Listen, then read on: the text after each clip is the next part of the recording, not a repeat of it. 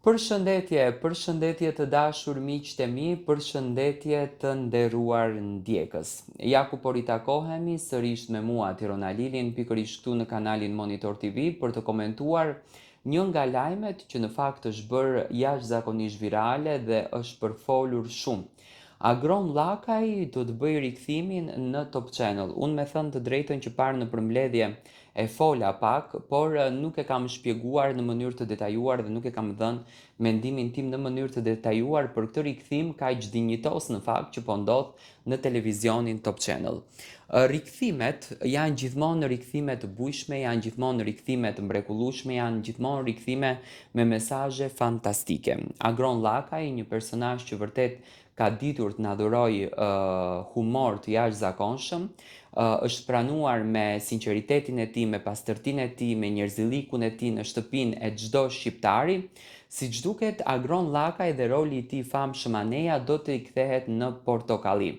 Me njëherë që kjo temë është komentuar, në fakt ka ngritur një kurreshtje të jashtëzakonshme tek publiku dhe publiku e ka duartrokitur, domethënë si lajm. Kjo e kuptova unë nga dashuria e lajmit që mori, që domethënë u bë viral gjithandej, që publiku dëshiron ta shikon Agron Llakën në portokalli. Hyra i hodha një sy Instagramit, Facebookut të Gon Llakës, nuk pash me thënë drejtën një postim, nuk pash një replik nga ana e Gonit që Goni do t'jetë pjesë e portokallis dhe do të zërë rolin e Salsano Rapit.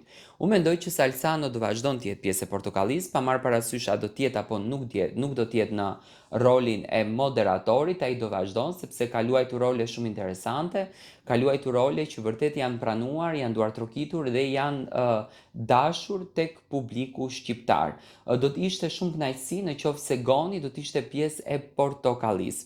U përfol edhe më herë që Florian Binaj dhe Robert Sterkaj në fakt do të jenë pjesë e Big Brother VIP Kosova. Unë e di shumë bukur që Floriani ka patur një krisje të madhe me televizionin Top Channel dhe është larguar nga pakënaqësia që ka patur në këtë televizion, gjë të cilën në fakt e ka folur edhe hapur. E njëjta gjë ka qenë edhe Rogerti.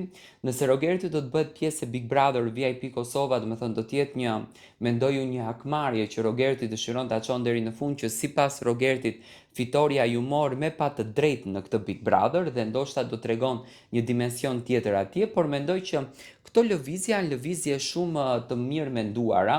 Për shembull, arrita të kuptoj që Goni ka lënë një derë shumë të hapur në televizionin Top Channel dhe dalja e tij nga ky televizion nuk ka qenë një luftë betejë e madhe me thënë të drejtën, por nga ana tjetër, siç duket, Rogerti dhe Floriani dëshirojnë që t'i hakmerren televizionit Top Channel duke korrur suksese të jashtëzakonshme edhe një herë në një media tjetër. Dua të marr mendimin tuaj për këto lëvizje.